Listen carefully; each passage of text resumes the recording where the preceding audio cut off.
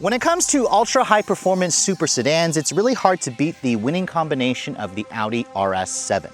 This nameplate has been around in the US for over a decade, and when Audi brought back the RS7 nameplate to the States in 2021, based on the all-new second generation, it really raised the bar in your expectations for an ultimate V8 powered super sedan. Now, of course, since then, we've seen a bunch of new competitors come into the space with even more power under the hood. So for 2024, Audi is responding with the introduction of this. This is the 2024 Audi RS7 Performance. And what the Performance essentially adds is an extra 30 horsepower under the hood, courtesy of more boost, an updated exterior design, slightly with new wheels, and of course, a retuning of the steering and suspension system to give this car even better handling. So as you can see this week, we are finally driving the RS7 Performance, and the big question I want answered, if you guys are looking for the ultimate super sedan, has Audi managed to raise the bar even higher with this Performance variant? Stay tuned to find out.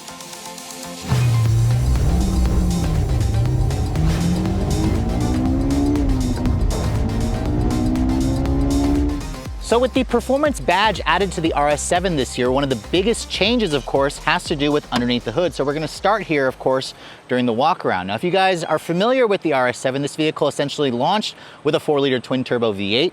It still has a 4-liter twin-turbo V8, but Audi has turned up the wick on the boost to now give this thing an additional 30 horsepower versus the earlier models. Now, this vehicle continues to ride on the MLB Evo architecture, so even though Audis tend to be front drive biased, this vehicle has a longitudinally mounted engine as opposed to a transverse engine, and it also comes standard with the company's Quattro all-wheel drive system. Now, the 4-liter twin turbocharged direct injection double overhead cam V8 has been massaged with the addition of bigger turbos and more boost, up to 38 pounds of boost pressure now versus the pre-refreshed version. It now makes 621 horsepower and 627 pound-feet of torque. Those numbers put it ahead, of course, of something like the BMW M8 Grand Coupe competition, and it has even more power versus the Mercedes-AMG GT63 four-door, the non-S version. Technically, we can't get the S without the plug-in hybrid anymore here in the US. It all goes out through an 8-speed torque converter automatic from ZF, of course. And like I said earlier, Quattro all-wheel drive system with the company's sport rear differential, a limited slip diff, is going to be standard equipment. Now, in terms of fuel efficiency, this model is rated at 14 in the city and 22 on the highway. It technically is augmented by a 48-volt mild hybrid system, which allows it to slightly improve the efficiency, but it also improves the start-stop technology because it essentially gets rid of the drive belts. It has around a just under 20-gallon fuel tank. You'll get around 300-ish miles of range on a full tank on premium. Now, thanks to the increase in power, Audi claims this model should do 0 to 60 in 3.3 seconds. That's a 0.3-second improvement versus their claim of the non-performance version from last year. It has a top speed of around 155 miles an hour. Technically, the 190 mile per hour top speed is no more here in the US, which is fine by me. You can't go that fast legally here in America. That's really only for the Autobahn. In terms of the curb weight, this model weighs in at just under 5,000 pounds, around 4,900 pounds, so it is certainly no featherweight, but it is pretty much on par with other vehicles in its segment that are about as large as this car. But let's go ahead and close up the hood here and talk about the exterior styling. Now, my particular test car is painted in Floret Silver Metallic. It's a $595 upcharge. It also has the optional matte carbon fiber exterior package for around $7,000 to get that. Now, you can see the hood has the usual bulges and creases. I actually really like the Floret Silver in the sunlight. It has a beautiful metallic fleck. All RS7s come with the full LED headlights with the laser light technology with the animation. You can see it has the sequential LED turn signals, LED low and high beams, all-weather fog lights as well, although they're built into the headlight as opposed to the lower fascia. You can see the Audi single frame grille is painted in black with the Audi signature rings. It looks fantastic. There's a subtle RS7 badge here along with the sensors for the adaptive cruise, the forward camera system. You have integrated parking sensors. The matte carbon package includes the carbon fiber front splitter, the carbon fiber around the rest of the front fascia with these functional openings. And overall, this car just looks mean, wide, and aggressive. The RS7, when it first came out, was already one of my favorite looking super sedans. So it's no surprise to me that Audi wouldn't really change the front fascia. It just looks so menacing, and it really gets a lot of attention out on the road. Now, moving around the side profile, this car is around 3 inches wider than the regular A7, and that's where, again, it makes a huge difference in the proportions and the stance. This car has a 115-inch long wheelbase with a 197-inch long overall length. Technically, this car is on the small side when you compare it to the Mercedes and the BMW competition. However, this is also a smidge longer versus the wagon version of this car called the RS6 Avant, which is what I would go for personally. My tester with the matte carbon package includes these absolutely stunning matte black finished 22-inch Y-spoke alloy wheels. These wheels have a lighter weight design. They actually save around 11 pounds of unsprung mass at each of the corners, so that's definitely great. You have massive brakes as well, 16.5-inch rotors at the front, a 14.5-inch rotor at the rear, I believe, with clamped down by 10 piston calipers. That's right, 10 piston calipers at the front. You can get carbon ceramic brakes in other markets, although here in the US, I didn't see that on the build site to actually spec in the carbon ceramic brakes. You have fatter 285 by 30 ZR22 Continental Conti Sport Contact 7 high-performance tires. So again, these tires and wheels are definitely going to put the power down, although with a 30 series sidewall, you better watch out for potholes because that will easily bend a rim if you guys aren't careful with that. Now, my test car has the standard adaptive air suspension. You can also get a steel-sprung RS Tune suspension for an extra 1,500 bucks. That should degrade the ride quality a bit, but also improve the handling. You can see, love the wide fender flares. They're necessary to accommodate, of course, those big wheels and tires. You have the matte carbon mirror caps included with that matte carbon fiber package. You have black accents there along the window trim. You have a standard panoramic sunroof, which I appreciate, although it doesn't go all the way into the rear seat. It's just kind of a wide, big standard sunroof. And then backing away from this vehicle here, you can see, love the Sportback design theme with this car. It really just stands out. It gives you more of that coupe-like look. Looking at the rear of the vehicle, you can see you have the full-length LED light blade taillights here, which also have the sequential LED animation here for the turn signals. I love the black badges here with the RS7. There's no performance badge back here. Really, your only indication is if you look at those wheels. That's how you can tell this is the performance model. This spoiler also will pop up and down at higher speeds to basically make the car look better and improve the downforce on the vehicle. You can see with the matte carbon fiber package, you can see there's a beautiful carbon fiber along the rear diffuser, and then you have the signature big dual oval exhaust tips. Now, my test car for 1,000 bucks also has the RS Sport exhaust system, which I highly recommend. It does sound a little bit louder this year, so let's go ahead and fire it up and hear how it sounds.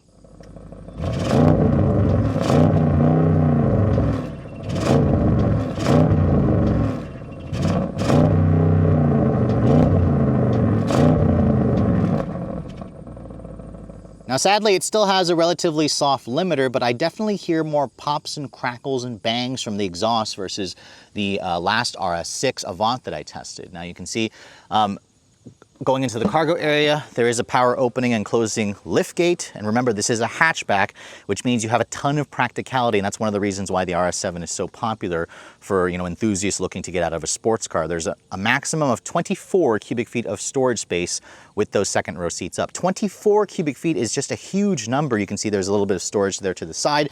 Beautiful, nice carpet and metal trim over here. You'll have a little bit of underfloor storage here, although mostly that's for the fix-a-flat kit and the air compressor.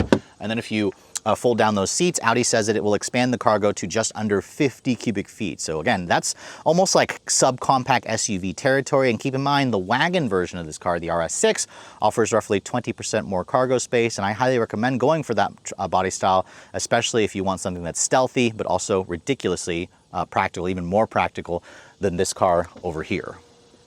So on the exterior, Audi didn't make too many changes, which weren't really necessary. The RS7 was already one of the most beautiful looking cars out on the road. But what about the interior? This is where Audi made even less changes to the inside, but let's go ahead and take a look at what this model here that I'm showing you offers. Now, before we get inside, here is the key fob for the vehicle. You can see this is Audi's current intelligent access key. There is an RS badge here to let you know that you have a performance version, and then you have your usual buttons here for lock, power open the liftgate, unlock, and then there's a panic function at the back of the actual fob. I like the size of the key. I like the way it looks. It feels really nice in your hands. It feels high quality as well. Now, as you approach the door handle of the RS7, you can see it has a traditional pull style door handle. If you touch this area here, you can see that locks the door. It makes that signature Audi chirp. To lock, for lock confirmation, the mirrors will fold in. Touch the back of the door handle, you can see that's what will unlock the door for you. Now, my particular test car has a really great color combination, the floret silver with the cognac full leather interior. These seats are also heated and ventilated, and I think they adjust in 16 different ways, or maybe 14 different ways, I can't remember exactly. I love the way these seats look. These are the standard sport bucket seats with the diamond quilted stitching and contrast stitching, of course.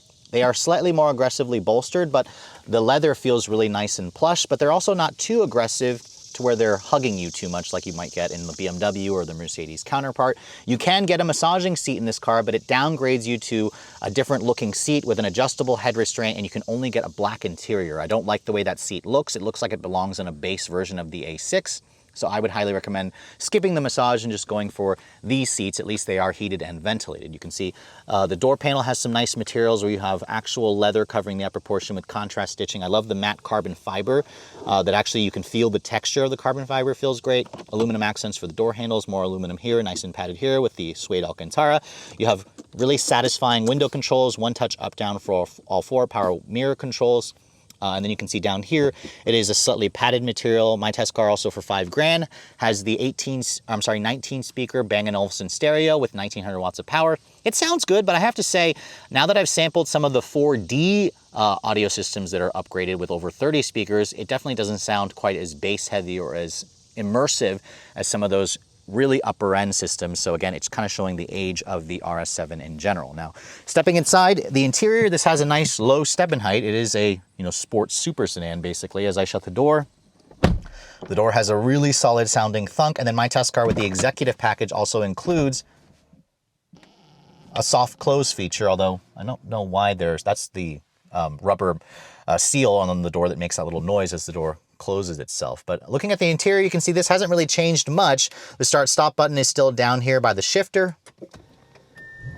Push that button, you can hear the engine just whirs to life, and that's because it's a mild hybrid, so it doesn't have the traditional starter noise. You guys also notice there's a tweeter speaker in the dash that pops up whenever you turn the vehicle on and off. That is part of the Bang & Olufsen stereo, which looks pretty good.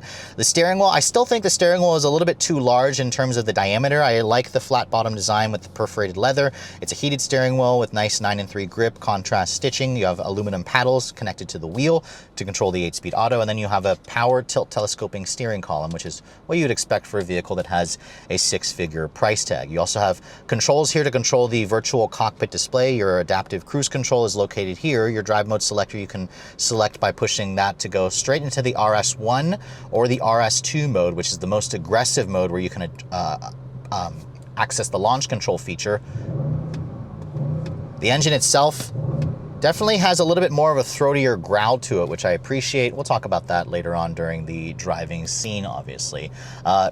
The horn for this vehicle, it sounds pretty nondescript, about what I expect given the size of the car. I also like the upgraded leather stitching that you get in the upper dash here with the contrast stitching, more of that beautiful exposed carbon fiber. I don't love the piano black trim, and then of course Audi's infotainment system is still good, but it's also starting to get a little bit dated. So I mentioned here you have a 12.3-inch virtual cockpit display. You can also change the way that looks, going into like your driver assist settings. You can go into the audio system, you can go into your phone system, and then you can go into, of course, the GPS function, which Audi also allows you to access Google Earth. This is something that hasn't really changed over the years. It's still very much a good system to use, especially if you guys like customizability in your instrument panel. And over here, you can see there's a 10.1-inch display that includes Audi's latest MMI system. Although technically I say latest, I haven't experienced their newest system in some of the e-tron versions, or e-tron models that Audi just recently introduced. This includes wireless Apple CarPlay and Android Auto. You can see the screen itself is starting to look a little bit small. You also have an 8.6-inch display here that you can access the climate control functions, your heated and ventilated seats. You can also go into your main climate here. My test car is missing the air fragrance option, which would waft a perfume into the cabin, which I would appreciate. Your drive mode selector is here. You can see there's 3 different drive modes, a total of 5 technically when you factor in the RS1 and RS2.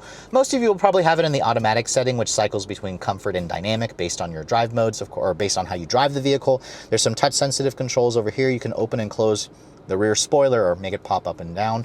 You can also turn off the auto start stop there, and you can also turn off the screen entirely. You have a volume knob here, which I appreciate. You have quad zone automatic climate control, I believe. The heated and cooled seat function works nicely. And then if you push this little trigger button here, push up, that goes into your full 360 camera. That's how you put it into reverse as well. Tap that, you can do a 360 perimeter scan around the vehicle. Audis have always done really excellent infotainment systems and camera systems, so that's certainly no exception with this car. You have more piano black here, which I don't like because it, again, shows fingerprints and scratches and smudges really easily. You have an electronic parking brake here. Cup holders, although this area is definitely small. These cup holders are on the small side. You definitely will get more storage from some of its competitors. I do like the leather going across the center console here, although if you guys have longer legs, my knees tend to bang into this and it's not soft over here where it hits. You have a nice padded center console here. Open this up. It's definitely shallow. You can see there's a wireless phone charging pad, but not much storage space here. You have 2 USB-C charging ports. So again, not the best in terms of hidden storage. You do have, again, like I mentioned, these very comfortable and supportive seats. They could hug you in place a little bit more. I also wish that Audi would offer massaging seats with the way these seats look. I also love the cognac color. It just goes great with the fluorescent silver metallic exterior. You can see the glove box is also huge. It goes into the dash. It's damped and it's lined with felt. All my camera equipment actually fits in there very nicely. And then for an extra $3,000, you can also get a suede Alcantara on the headliner, which my test car doesn't have. It just has the woven material. If I want to open up this sunroof, you can see it opens up just over the front seat area. We'll open it up and see how big it actually opens up. That's the largest that it opens. So it's about the size of a standard sunroof, but it also is better versus a standard sunroof. So that's something to keep in mind. But overall, this interior doesn't really look any different than the regular RS7 that came out back in 2021. It's still comfortable, it still has impeccable build quality, it still has good visibility, and the tech, while it is starting to get a little bit dated, some of you may prefer this and it also feels familiar, but overall it's still a really nice place to spend time. Let's go ahead and hop into the backseat area of the RS7 Performance. This is where, again, this car has been hugely successful if you guys are trading out of your sports car into something like this. Audi says the legroom back here is around 37 inches and you can fit 3 people across, although there's a large hump there in the center. That would eat into your legroom space. You can see there's beautiful leather stitching here with more of that exposed carbon fiber, aluminum, padded leather over here, metal speakers for the Bang & Olufsen stereo. The one thing this car is missing is power retractable shades. At this price point, the executive package should have included that, so I'm not sure why it doesn't have that. As I get into the backseat area, you do have to duck your head slightly because of that sloping roof, but once you're back here, shut the door, you can hear it still has that solid thunk and it's also soft close. There is a fairly good amount of legroom. This is where I'd have the front seat to drive for my driving position. I'm 5'7", there's good foot space, good legroom space. I can easily cross my legs and get comfortable back here, which is nice. You have rear seat air vents here and also on the pillars right here. And like I said earlier, quad zone climate control with 3 level heated seats, but no cooled seats back here. You have 2 USB-C charging ports, an actual 12-volt power outlet, and then you can see, fold this down, this gives you an armrest with 2 cup holders, of course, and a little bit of storage over here, although again, that's a very shallow storage area. In terms of the headroom space, you can see when I sit back, my head gets pretty close to this. So if you're over 6 feet, this is where that swooping sportback design is going to compromise your headroom. Highly recommend checking out the wagon if you want even more headroom space. But overall, the backseat area is certainly usable, and I believe this actually has more space versus its BMW and Mercedes counterparts. So here we are in the ultimate Audi 4-door sports sedan that's gas-powered, the RS7 Performance. Remember, I've had a chance to drive this vehicle about 2 years ago, maybe almost 3 years ago, when they first came out. And then last year, a little over a year ago, I had the RS6 Avant, which was the non-performance version.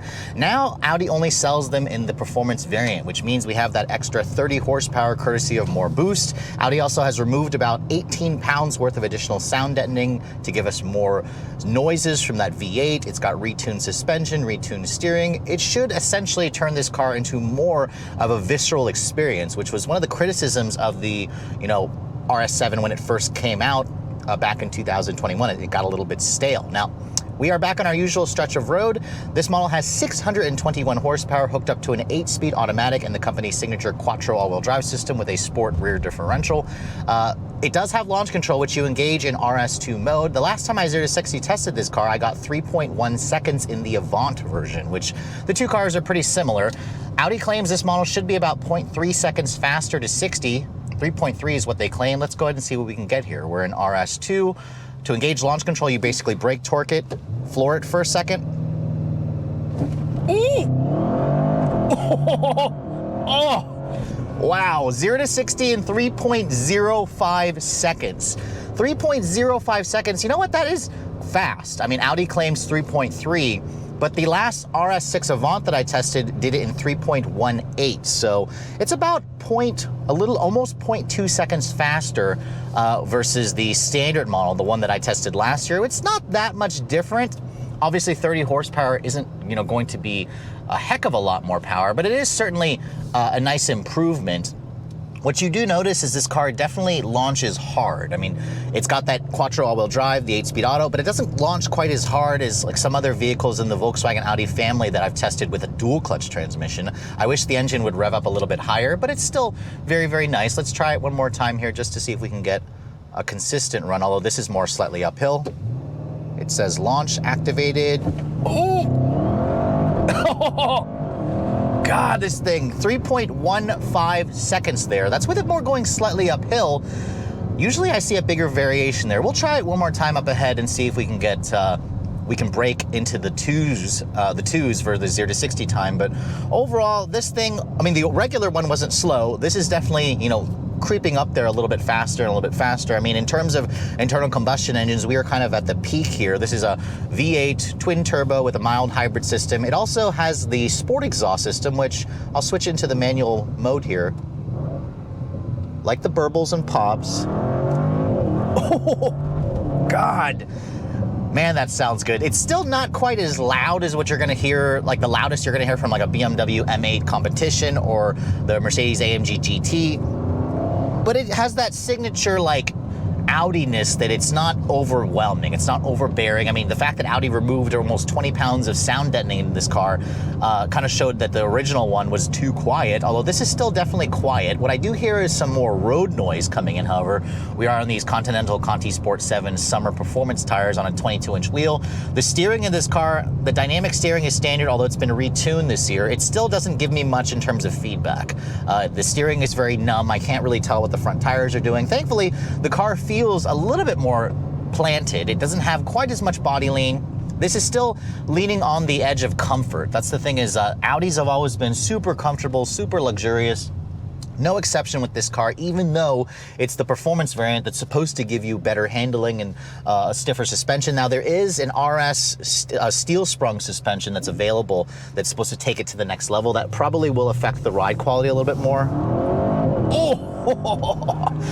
But I personally think for this car's mission, most are going to be happier with the air suspension that my test car has. Obviously in RS2 mode, it's going to lower the suspension, make it a little bit stiffer, but it's not unbearably stiff. So I really kind of appreciate that it's not too firm. It's still very much luxury car, smooth and comfortable, even though we're on these rubber band tires that are literally a 30 width. Or 30 aspect ratio, so that's kind of crazy to me. Let's go ahead and try it one more time here. We're gonna let the boost build a little bit longer this time though.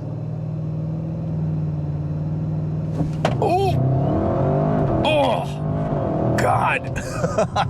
3.09, so that is the best time we're gonna do. It's not that much faster versus the regular RS7, but again, that model was no slouch. This is definitely going to be, you know, fast, really freaking fast for most people. And keep in mind the wagon version, the RS6 Avant, basically has the same performance as this. Put my foot down, this car does have rear steering, which I don't believe the non-performance had, so I do appreciate the fact that the turning radius is really tight in this vehicle, even though we're driving a relatively big car. I'll switch the drive mode here into just the sport mode here. We'll take it out of RS2, and it's not quite as high-strung in that mode versus the really aggressive RS2 mode. Again, going around some corners here, this is a 4,900 pound vehicle, almost 5,000 pounds, but I gotta say, it definitely feels more planted and more engaging. It just doesn't have much steering feel still. It definitely feels less nose heavy as well, which I appreciate. Audis in general just are such really comfortable daily drivers. You can see out of this thing really well, out of the front, the side, out of the rear is good. Big window out of the back, which I very much appreciate. It doesn't have a digital camera rearview mirror. Not really necessary, of course, when you have decent visibility out of the front. I'll switch the drive mode here into the automatic setting, and this is where you notice the dampers get a little bit softer. The transmission tries to go into its higher gears a little bit faster. And this is where the RS7 Performance will remind you again, it's still a luxury car. It needs to be a luxury car first, even though this is a performance vehicle. Go into comfort here, the exhaust baffle closes up, and it just feels like you're driving a regular old Audi A7 that just feels really nice. I also really appreciate these seats. These are the upgraded cognac seats. They are heated and ventilated, but sadly, if you want massaging seats, you have to get rid of these beautiful looking seats for an ugly black seat that looks like it's been pulled out of a base A6, but that's how you get the massaging seats. The driver assistance package that my test car has includes Audi's full-speed adaptive cruise with traffic jam assist, low-speed follow and all that stuff. It's got most of the tech you want, although it's not the newest tech that you're going to find in some of the newer Audis. Remember, this came out back in 2019, the chassis did, and it is kind of due for a heavy refresh, which I'm wondering whenever Audi is going to introduce that. In terms of fuel efficiency, this car is rated at 14 in the city, 22 on the highway. In my week's worth of testing, I was averaging a little under 16 mpg in mostly city driving. That's with me driving very aggressively as well. On the highway, I was able to do around 21 mpg, so just shy of the EPA's numbers, or EPA's highway number. In terms of the range, in my weeks for the testing, I got a smidge over 300 miles of range on a full tank. This has around a 19-gallon fuel tank. You better put premium in this car. It is high-performance Audi. It deserves and requires premium gas for it to make the power, and you're just going to ruin it if you don't.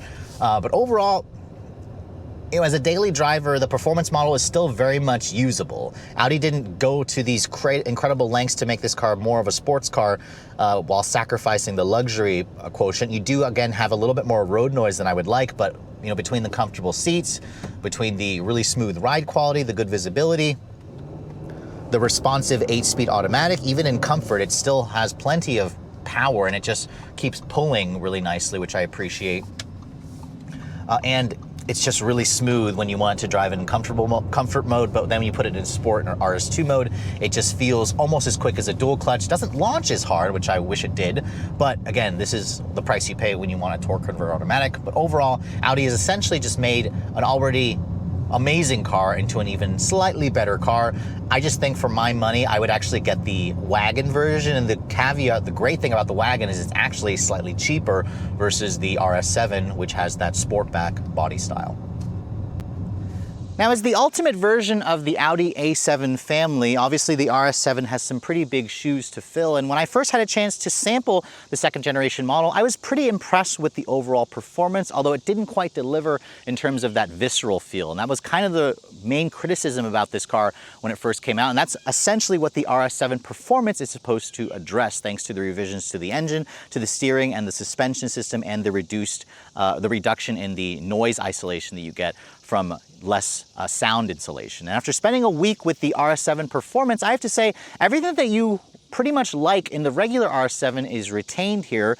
The additional 30 horsepower under the hood isn't necessarily felt, at least in my opinion, in day-to-day driving. As you guys saw, 0 to 60 happens in just over 3 seconds. I was really hoping I could break into the 2s, but still, 3.05 is certainly nothing to sneeze at. The 8-speed automatic is still one of the smoothest transmissions in the business. Love the 48-volt mild hybrid system. It just has a super responsive powertrain. We are, again, at the peak of internal combustion. It's still not quite as responsive as electric, but this is pretty darn close, and it also gives you the additional noises. I love the addition of the sport exhaust. The less sound deadening makes this car feel a little bit more visceral. Handling, I would say, still feels great, but what really lets this car down is the steering system. Even with the changes to the direct adaptive steer system, it still doesn't quite give you the feel that you get from some of its competitors, from Porsche, from Mercedes-AMG, and from BMW. And that's not necessarily a bad thing. This definitely feels more like a luxury GT car, which is how the RS7 has always been. But of course, it still delivers that comfortable, smooth ride quality, even though we're on these rubber band tires. There is a little bit more road noise from these tires, however, which I suspect you could obviously fix by switching out the tires, perhaps maybe for a Michelin, but summer tires tend to be a little bit noisier. And then you have to remember the fact that they took out around 20 pounds of sound deadening, so it's just gonna have more road noise. The back seat is comfortable and spacious. The trunk area is among the biggest in the class. And then of course, there's the wagon version if you guys want even more practicality. And really the RS7, the other appeal about it is its price tag, because while this is obviously not a cheap vehicle, you can get into a regular A7 for around 72 grand. This is gonna cost you almost double that at $127,800. You'll save 2 grand by going for the more desirable, in my opinion, wagon version. Now, my test car has some options on it, from the executive package to the matte carbon package to the upgraded interior, of course. to the upcharge for the color, to the Bang & Olufsen sound system for $5,000, all in with destination, my test car comes to $151,840. I know 150 grand, that's certainly not cheap, but consider this, the AMG GT63 4-door, the non-S, starts at around $153,000. A BMW M8 Grand Coupe Competition starts at around $138,000. Porsches, they're gonna cost you well into the $200,000 range for a turbo Panamera, so Audi does bring significant value here, and you don't really give up much in terms of performance, in terms of style, in terms of looks. Technology in this car is starting to feel a little bit dated, but overall, there's still plenty to like about the RS7. For me personally, I would still go for the wagon version, but if you are looking for the ultimate driving super sedan that doesn't quite break the bank as much as some of its other European rivals, you should definitely put the latest RS7 Performance at the very top of your list. But with all that said, hope you guys have enjoyed my full overview on this 2024 Audi RS7 Performance. If you're also looking to see the latest cars I'm testing, be sure to follow me on Instagram at redline_reviews, like us on Facebook, and as always, guys, please keep subscribing to the Redline Reviews YouTube channel for all the latest reviews. Thank you so much for watching. I'll catch you all in the next video.